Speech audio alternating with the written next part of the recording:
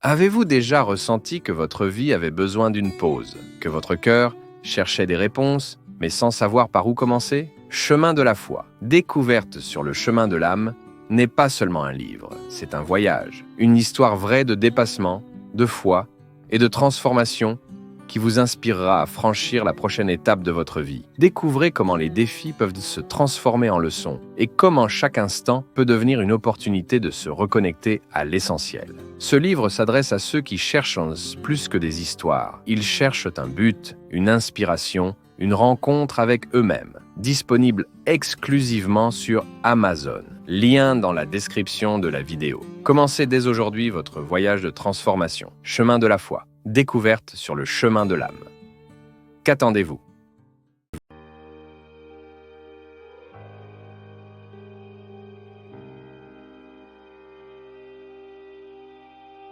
Lorsque nous avons une blessure, par exemple, si j'ai une blessure au pied et chaque fois que je marche sur cette blessure, cela me fait mal. Et rappelez-vous que mon pied a besoin de soins. Dans le contexte de Paul, cette expression, l'épine de la chair, est directement liée aux soins que Paul a besoin pour que sa vie soit guidée de cette conscience qu'il y a une indigence en lui. Ce mot peut sembler très fort, non? Quand est-ce que je fais l'expérience de mon indigence?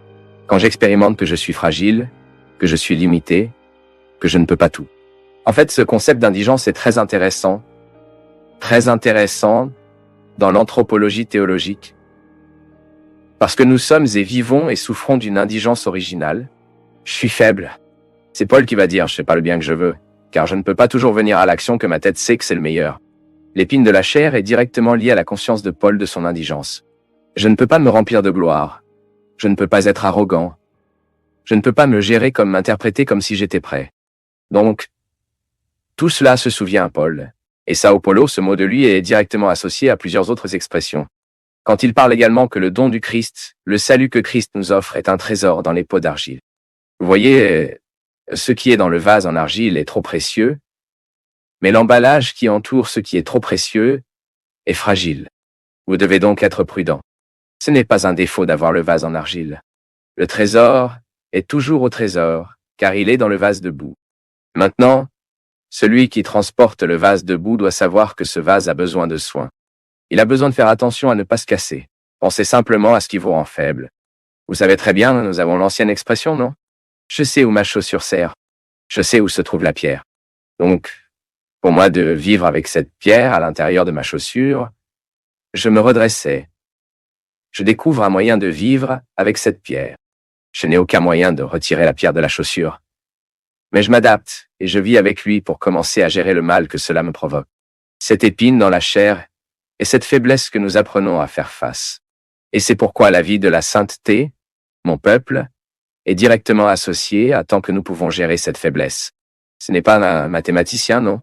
Et cela peut également être administré lorsque nous sommes conscients de ce qui m'affaiblit dans ma vie, non? De quoi dois-je éviter? Quelles sont les réalités qui sont capables de briser cette argile qui porte le trésor? C'est de cette faiblesse que Sao Paulo dit. Et en fait, il motive la communauté aux membres de cette communauté à qui il écrit, qui reconnaissent qu'ils ont tous cette fragilité. Parce que cela nous humanise beaucoup. À partir du moment où je sais que je suis indige, je dois être tolérant avec celui qui est de mon côté et qui est également indigent. Ce serait très injuste de ma part pour moi de me considérer mieux que l'autre. Je considère l'autre inférieur à moi. J'agis beaucoup supérieur, non? Je suis ici dans une posture de supériorité. L'autre ne vaut rien. J'ai déjà atteint. Non, j'ai aussi cette épine dans la chair. Je suis aussi un porteur de cette faiblesse, cette indigence. Et je n'ai pas le droit de l'oublier. Je ne peux l'oublier, car sinon je me remplirais de fierté et de vanité. Et une chanson qui dit cela, qui fait de la sainteté une vanité, a déjà été perdue à mi-chemin. Et c'est ainsi que c'est une grande tentation pour nous de penser que notre sainteté est plus grande que celle des autres, que nous en savons un peu plus. Ce sont ces personnes arrogantes dans la sainteté, qui regardent de haut en bas. J'ai déjà donné tant de témoignages ici, ma propre vie. Je me souviens qu'au début de ma conversion, ma véritable conversion, que c'est arrivé, je vivais en Brusque. Je me souviens bien, je suis devenu un autre être humain. Je le considère. Quel a été le grand changement que j'analyse et que je considère? C'était précisément le moment où j'ai commencé à mieux gérer mes indigences. Mais dans mon premier moment, je me sentais beaucoup mieux que tout le monde. J'ai commencé à vivre cette sainteté comme ça, non? J'ai vécu une expérience de renouvellement charismatique et j'ai commencé à penser que j'étais le meilleur être humain au monde, que je savais tout, que j'étais clair de tout. Et j'ai commencé à les regarder à côté de moi avec mépris. Jusqu'à ce que le Père Léo, le Saint-Père Léo, soit arrivé et disait comme ça: Je vous préfère avant votre convention. J'ai trouvé sa parole étrange, non? Que voulez-vous dire, non? Êtes-vous tous heureux parce que je vis un processus de changement? Toi, mère, tu es trop inhumain. Vous n'aimez plus vos amis. Tu es un saint ennuyeux. Vous êtes un converti ennuyeux. Dieu ne veut pas ça de vous. Si vous ne permettez pas à Dieu d'humaniser votre sainteté, Fabio, oubliez. Vous ne pouvez pas être un prêtre comme ça. Savez-vous pourquoi, mon fils? Il a dit, parce que vous trouverez tout le temps qu'il y a besoin de miséricorde. Et il ne peut être miséricordieux qui se reconnaît dans le besoin de cette miséricorde. Vous êtes trop vain avec votre sainteté. Et c'est mon danger, non? Au danger de vanité, quand il envahit votre sentiment, lorsque vous avez la conviction que vous êtes supérieur aux autres, que votre processus est plus avancé, que vous êtes plus clair sur tout. C'est difficile, c'est trop dangereux, c'est mon peuple. Puis il m'a rappelé que j'avais une épine dans la chair. Quelle est ma faiblesse? Léo, je savais, toute ma vie. Il savait très bien où j'ai serré ma chaussure, mon épine était dans la chair. Et il l'a montré. Regardez l'épine que vous avez dans la chair, regardez votre indigence, regardez vos plus grands défauts. Et commencez à constater que Dieu agira d'eux. Ne soyez pas vain parce que vous avez vécu un processus de changement. Non. Regardez votre indigence. Et commencez à interpréter votre processus là-bas. Et il avait raison, mon peuple. Lorsque nous déshumanisons au nom de la religion, nous nous perdons déjà du principe fondamental. La conversion n'est possible que lorsque nous reconnaissons l'indigence qui nous accompagnera tout au long du processus, et que je serai une meilleure personne, car je gère bien mes indigences, mes misères. Je ne m'en débarrasserai pas, mais j'apprendrai à les gérer. Qui gère bien les indigences commence à être parce qu'il a dû passer. Et Sao Paulo avait beaucoup de conscience parce qu'il regarde la vie de Paul. Il était un persécuteur de persécuteurs. Il devient prédicateur. Il commence à prêcher celui qui l'a poursuivi. Il commence à parler des valeurs de celle qui l'a poursuivi. Ensuite, il y a eu un changement radical dans la vie de cet être humain. Il y a eu un changement profond dans la vie de Paul, à tel point qu'il a changé son nom, change son nom, tombe de son cheval, devient aveugle, revoyez. Toutes ces métaphores bibliques pour comprendre que Saul of Heaven a été transformé en Paul de Paul, mais qu'à l'intérieur de ce Paul, il y a encore des graines de Saul. C'est-à-dire une épine dans la chair, une faiblesse qui accompagnera pendant que Paul vit. Je trouve aussi un passage fantastique de l'Évangile, quand Jésus regarde Pierre et parle. Pierre avait déjà changé le nom, il avait déjà changé le nom de Peter, mais ensuite il regarde et parle. « Simon, m'aimes-tu plus que les autres ?» Vous voyez qu'à ce moment-là, Jésus n'appelle pas Simon Peter. Puis Jésus demande à nouveau, « Simon, le Fils, parle toujours du nom du Père. Monsieur, vous savez que je vous aime beaucoup. Cela ne dit pas que vous aimez. » Dans la dernière phrase, Jésus revient, « Simon, tu m'aimes plus que les autres. » Puis Peter, qu'il s'appelle Simon, reconnaît devant lui comme s'il disait, « Regardez, il ne sert à rien de mentir, le Seigneur sait tout. Tu sais que je l'aime beaucoup. » Vous voyez qu'à ce moment-là, quel est le grand objectif de Jésus? Montrer que Peter, l'homme élu, celui qui serait le chef de son église, avait également une épine dans la chair. Il était aussi un Simon en lui.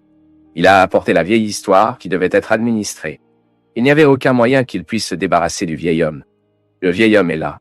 Si nous ne gérons pas, cela sort, mon peuple. Vous avez peut-être vécu 20 ans de conversion.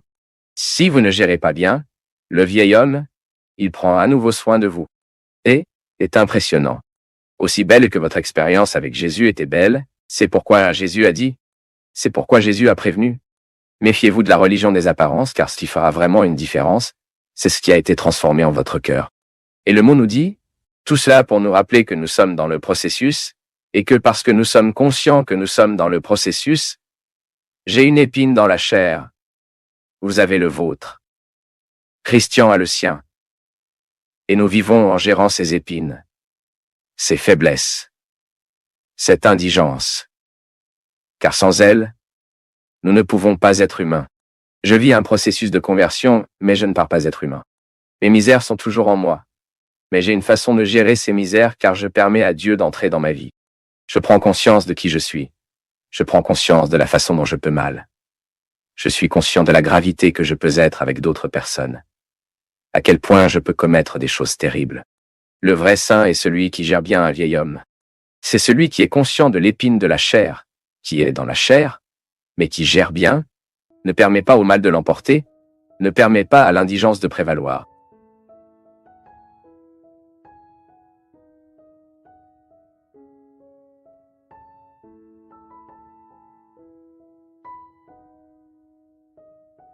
Père Fabio, bonne nuit. Il y a quelques jours, j'ai été visionné de toute cette méchanceté existante dans le monde. Jusqu'à il y a quelque temps, je pensais que tout cela était le résultat du péché et de la veille d'Adam. Dernièrement, j'ai compris que le péché n'est pas venu par Adam et Ève, mais là dans le ciel, quand l'ange Lucifer s'est rebellé contre Dieu et a été expulsé du paradis. Et ces anges sont ici parmi nous, répandant le mal. Alors, comment puis-je comprendre, Père?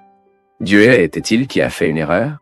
Pourquoi a-t-il permis tout son pouvoir qu'avant l'homme, le péché, la trahison parmi ses anges? Quel est ce pouvoir du démon? Que même la Bible, Jésus dit qu'il n'est pas venu pour apporter la paix, mais l'épée. S'il vous plaît, Père, j'ai besoin d'un guidage. Sergio, très intelligente votre question. Vraiment, quand vous pensez que Lucifer est l'ange de la lumière, qui se rebelle contre Dieu parce qu'il voulait être comme Dieu, cela précède vraiment l'expérience. Je ne sais pas, parce que nous ne pouvons pas contextualiser dans le temps, mais pour comprendre la Sainte Écriture, vous avez alors un Adam et Ève. Disons, après cette expérience d'ange en décomposition. Parce que s'il y a le serpent qui matérialise cette présence du mal du monde, y compris les pauvres, est une injustice. Je continue de penser que pour les serpents, qui est une créature qui a son rôle dans le monde, parfois nous faisons-nous tuer un serpent aussi justifié. Le mythe actuel, cette narration, je parlerai du mythe, il ne peut pas être confus. Cette narration qui est dans la Genèse, mettant le serpent comme celle qui représente le mal et séduisant Adam et Ève, est comme s'il y avait vraiment une action qui a précédé cela péché. Le mal était déjà présent dans le monde. Et là, mon fils, nous ne pouvons pas perdre beaucoup de temps à vouloir comprendre l'origine du mal, car c'est comme si vous vouliez essuyer la glace. Il n'y a aucun résultat. Vous l'essuyez, il pousse l'eau. L'important est de vivre avec cette compréhension que le mal est présent dans le monde. Et ce péché, cette expérience que nous identifions à Adam et Ève comme quelque chose qui générera pour nous, est une erreur qui génère des conséquences.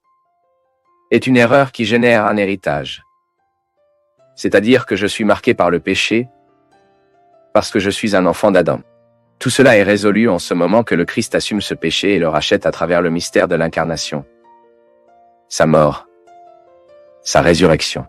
Donc nous avons commencé à résoudre le conflit comme celui-ci. Je m'apporte dans les marques d'Adam parce que je suis humain, je suis fragile, je dois établir une vie avec cette limite, comme je l'ai dit. J'ai besoin pour faire cette confrontation quotidienne, je dois me regarder, mes misères, et je suis jaloux, je suis malhonnête, je suis un menteur, je suis infidèle. Nous avons tous ce lot de péchés. Je ne dis pas que je suis tout ça ici. Non. Je donne juste l'exemple. Je fais un effort quotidien pour ne pas l'être, mais j'apporte tout en moi. Vous permettez simplement de faire une corde à vos déséquilibres, et vous verrez où vous allez. C'est incroyable de voir comment, si nous ne prenons pas soin de ce qui est précaire en nous, comment il se multiplie et grandit. J'ai donc toutes les marques d'Adam sur moi. Vous avez toute cette tendance au mal. La tendance au mal qui vous pouvez comprendre à partir des Écritures sacrées, vous pouvez comprendre le contraire. L'important est que vous ne niez pas que le mal existe. Maintenant, je ne peux pas oublier que je suis sous le flux de grâce, dans l'afflux de la grâce. Je suis dans ce mouvement de purification. Chaque fois que le Christ surmonte les pouvoirs d'Adam en moi, mon christianisme apparaît comme un témoignage très positif du monde. Je suis donc comme un opposé à faire face à mes confrontations avec mes questions adamiques et à transformer tout ce qui est misérable en moi en belles réalités qui me font similaire au Christ. Donc, l'affaire n'est pas perdue, non? Nous sommes toujours avec la possibilité de bénéficier de l'action gracieuse du Christ en moi, en vous, qui nous sauve quotidiennement, nous fait perdre. Perdez la vie. Perdez la beauté des choses. Dieu nous sauve quotidiennement par Christ. Cette mission spécifique est la suivante. Chaque fois que nous faisons face à ce qui nous jette vers le bas et qu'avec le courage, nous dirons « C'est vrai. Dieu me prépare quelque chose de bien mieux. » Faire face à la vie comme elle mérite d'être confrontée. Faites face à votre inconfort. Faites face aux gens qui vous font de plus en plus retourner sur le territoire de l'esclavage. N'ayez pas peur de tout cela. Avouez-le à cause de cette confrontation. Une grande partie de la résurrection naîtra. Que Dieu vous bénisse toujours plus. Qu'il déverse sur nos cœurs ce courage, afin que nous puissions faire face à tout ce qui est coupable en nous et précaire. Bonne nuit. Père Fabio. Je vois que beaucoup de gens commentent l'envie, le gros œil, enfin, toute cette partie des personnes qui n'ont pas d'expérience ou d'expérience pour ceux qui vivent bien. Ma famille a traversé un épisode de maladie et malheureusement j'ai perdu ma mère. Après avoir traversé tout cela, j'ai entendu beaucoup de gens affirmer que c'est le résultat de l'envie parce que nous sommes une famille aimante et heureuse. Et notre bonheur a dérangé tout le monde. Je ne crois pas que ce soit la raison, car je crois en Dieu surtout. Mais j'aimerais savoir si l'envie a vraiment toute cette force que les gens disent. L'envie? Quelle est la puissance que l'envie peut avoir à notre sujet? Lorsque nous ouvrons nos oreilles pour entendre, écoutez ce que les envieux ont à dire, non? Nous ne pouvons pas croire que parce que l'autre est jaloux de moi, les choses commenceront à mal tourner dans ma vie. Pour l'amour de Dieu, cela croit aux croyances, aux superstitions, aux réalités qui ne font certainement pas partie de notre contexte. J'ai particulièrement un grand respect pour ceux qui croient. Mais cela ne fait pas partie de mes croyances. Je n'ai aucune superstition de quoi que ce soit, je n'ai pas peur, je n'ai vraiment pas. L'autre jour, une fille est venue me dire « Père, ils ont fait un macumba pour moi. » J'ai dit « La fille, frappe bientôt ce macumba et vous vivrez votre vie. Arrêtez de faire attention à ces choses. Ceux qui ont Dieu dans le cœur ne peuvent pas admettre que ces mauvaises choses viennent nous peser. Mon peuple, le problème de l'envie est l'envie. Maintenant, si vous commencez à entendre les envieux, si vous commencez à vivre de ce que les envieux disent, des mots qu'ils créent, vous permettrez vraiment à l'envie de l'autre. J'y ai beaucoup pensé, tu sais. Plus nous sommes publics, plus, non? Ce sont les gens qui seront gentils avec vous, mais ils seront également méchants. Et j'ai trouvé que nous devons avoir un vaccin qui nous immunise pour ces maux du monde. Tout comme une mère immunisera son fils afin qu'il ne prenne pas d'hépatite, donc il n'a pas de grippe, il n'a pas toutes ces maladies, la méningite. Nous devons obtenir un vaccin chaque année qui nous immunise des maux du monde. Comme nous enrober de Dieu, enrober la parole du Seigneur, la force qui vient du ciel, et commençons à ne permettre que de bonnes choses à rester parmi nous. Faux, nous ferons des erreurs. Critique positive, elle sera toujours la bienvenue dans notre vie. Mais nous ne pouvons pas permettre à l'envie de détruire nos vies. Nous devons donc soulager notre cœur de tout cela. Mon fils croyait que ta mère est décédée parce que quelqu'un était jaloux de ta famille, c'est absurde. Ceci est absurde. Nous ne pouvons pas admettre une telle croyance. Croire que ce que l'autre me souhaite gravement ne peut vraiment vous rendre le mal dans ma vie que si je permets à votre mal d'entrer dans mon histoire, entre dans ma vie. Je sais qu'il n'est pas facile de gérer l'envie des autres, surtout lorsque ces gens inventent des histoires. Quand ils commencent à vous faire du mal. Soit dit en passant, je réfléchissais beaucoup à ce sujet à la fin de l'année Internet, est un instrument très dangereux ces jours-ci. Car si vous laissez échapper un ragot sur Internet, jusqu'à ce que vous le corrigez, jusqu'à ce que la personne qui a souffert de cet affront peut prouver que ce n'est pas vrai ce qu'ils disent, non? Non? Alors vous voyez, qu'est-ce que le mal humain? Le mal, l'envie, toutes les mauvaises choses qui font partie de la vie. Vous ne pouvez pas vous débarrasser. Ce sera où existèrent le genre humain, où les gens existent, le mal et l'envie seront présents. Maintenant, vous devez vous faire vacciner, vous devez être à l'abri de ces maux que le monde vous provoque. Parce que sinon vous serez détruit par tout cela. L'envie est celui qui regarde toujours la vie de l'autre, non? Il n'a pas le temps de vivre sa propre vie. Il est tout le temps qui fait attention à ce que fait l'autre. Ce que l'autre, bien sûr, et il ne fera que faire attention à ce que l'autre est mal. Il ne pourra jamais envoyer un petit messager sur son téléphone portable, félicitant pour ce qui a fonctionné. Mais chaque fois qu'il y a une erreur, il fera un devoir d'envoyer un message. Il fera un point d'appel. Il fera un point de donner un message. Pourquoi? Parce que le but de The Envious est de détruire celui qu'il fait d'une manière ou d'une autre. Il pense qu'il est en concurrence avec lui, faisant une ombre pour lui. Pour l'amour de Dieu, non? Nous ne pouvons pas permettre à ces sentiments de grandir en nous. Et envie, mon peuple, est un sentiment naturel, jaillit naturellement dans le cœur de nous tous. Celui qui dit qu'il n'est pas jaloux est ment, car à un moment donné, ce terrible sentiment nous prend le dessus. Maintenant, nous devons faire attention à ce que nous faisons avec l'envie que nous ressentons. Alors d'accord, je regarde Christian, il joue très bien du piano, j'ai toujours voulu jouer au piano, je ressens cette envie de lui, mais regardez ensuite, je commence à... parce que l'envie ne regarde que ce que l'autre fait, et non. L'envie a du mal à se percevoir. Il a du mal à énumer ce qui est précieux en lui, ce qui est précieux. Pourquoi est-ce que je veux le talent de Christian si j'ai déjà une série de talents que Christian n'a pas? C'est ainsi que la vie vaut la vie. Oh, j'ai toujours voulu jouer d'un instrument, mais je n'ai pas eu le temps d'apprendre. Cela aurait même eu une facilité d'apprentissage. Mais je n'ai pas appris. Mais c'est bien que je commence à dépendre un peu plus de musiciens aussi. Ah, je ne sais pas comment travailler avec la menuiserie. D'accord, pour ce que le menuisier a. Si vous avez déjà votre métier, si vous savez déjà comment faire. Maintenant, on vie est né en ce moment. Il y a tellement de gens qui sont brillants dans leur vie.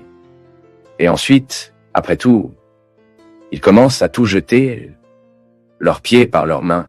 C'est pourquoi l'autre jour que j'écoutais le même football, non? Le joueur de football doit quitter les lieux au sommet. Es-tu d'accord avec moi? Parce que sinon, il se retournera, il est un joueur merveilleux, alors il obtient un Kanta, se fait mal, et malheureusement, c'est comme ça. Donc, aussi beau que pour venir et y arriver, c'est aussi savoir comment sortir de la scène. Alors maintenant, j'ai beaucoup contribué. Je vais commencer à retirer l'équipe de terrain.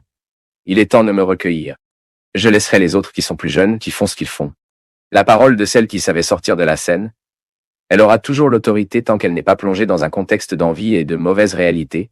Envy est capable de rendre les autres diaboliques. Il ne sait rien faire d'autre s'il ne parle pas mal des autres. Il ne sait rien faire s'il ne met pas de défaut dans les autres. Et puis il expose, non? Parce que tout le monde le sait. De quoi parlez-vous mal, pourquoi? Parce que vous êtes jaloux. C'est donc très dangereux.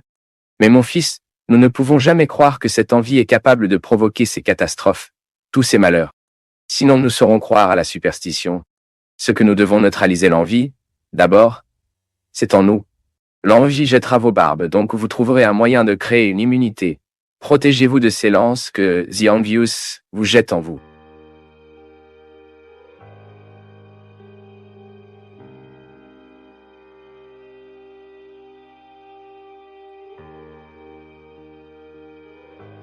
Père Fabio, je préfère ne pas m'identifier. L'environnement dans lequel je travaille là-bas est beaucoup de ragots et d'envie. Père Fabio, comment gérer cette situation? Merci beaucoup. Ce problème de l'envie, des potins, c'est plus âgé que le monde, non? J'ai reçu cette semaine, pour une raison très spéciale, d'un de mes amis que j'aime profondément. Son nom est Murilo Guerra. Et Murilo était calomnié avec une chose terrible. Petite ville, vous savez comment cela se répercute, non? Et j'ai vu la souffrance de Murilo la semaine dernière lorsque je suis rapidement passé, je suis allé le rencontrer, lui et Adriana, qui est sa femme. Murilo a une belle famille, qui a des problèmes avec nous tous, mais ils sont très unis. C'est très beau d'être parmi eux. Et Murilo a été accusé d'une chose terrible et de l'accusation. La rumeur est née précisément que sa femme avait attrapé le Murilo avec quelqu'un d'autre. Et le beau entendait la personne qui aurait été le témoin de la trahison de dire, souriant, prêtre, pour parler cette absurdité de mon mari. Adriana elle-même. Et cette semaine, vous connaissez des gens. Je l'ai reçu. Parce qu'il a envoyé à tous ses amis, qui sont certainement restés de l'absurdité qu'ils ont parlé de lui.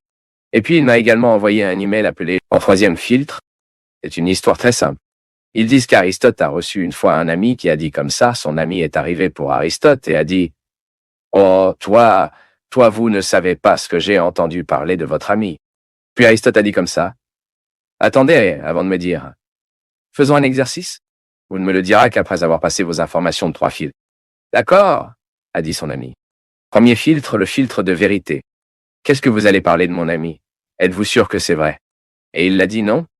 Je ne suis pas sûr. Puis Aristote a continué. Il n'est donc pas vrai ce que vous me direz. Il a dit non, pas raison. Donc avant de me dire ne pas avoir raison, je veux que vous me disiez. Le deuxième filtre. Est-ce bon, qu'est-ce que tu vas me dire?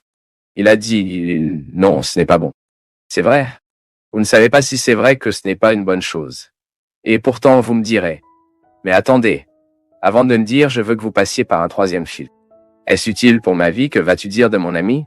Puis le garçon déconcerté a dit non. Ensuite, Aristote. Alors, vous vous excurez. Si ce n'est pas bien ce que vous avez à dire, si ce n'est pas bon ce que vous avez à me dire et si vous n'avez pas habitué, pourquoi pensez-vous que j'aimerais entendre? N'est-ce pas fantastique, mon peuple? Si ce n'est pas vrai, si ce n'est pas bon, si ce n'est pas utile, non soyez.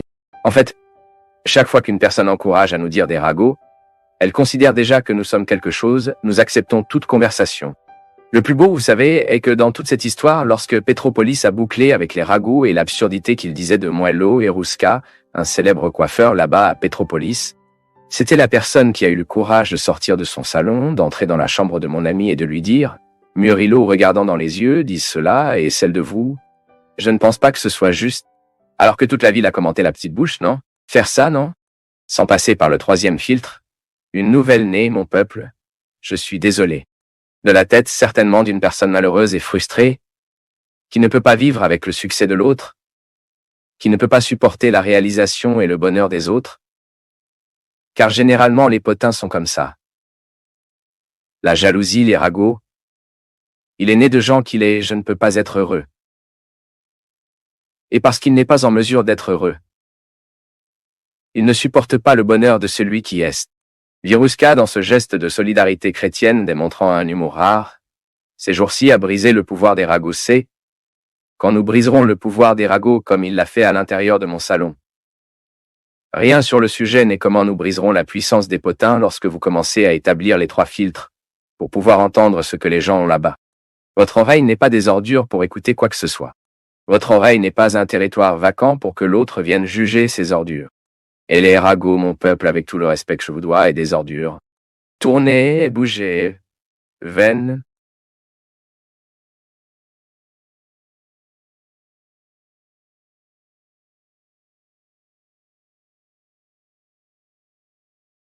Nous du Path of Faith sommes heureux d'être avec vous en ce moment. Partagez vos perceptions sur le sujet d'aujourd'hui dans les commentaires, montrez votre soutien en aimant la vidéo et partagez-la avec vos amis. Abonnez-vous à la chaîne pour rester connecté avec nous et ne pas manquer nos nouvelles vidéos.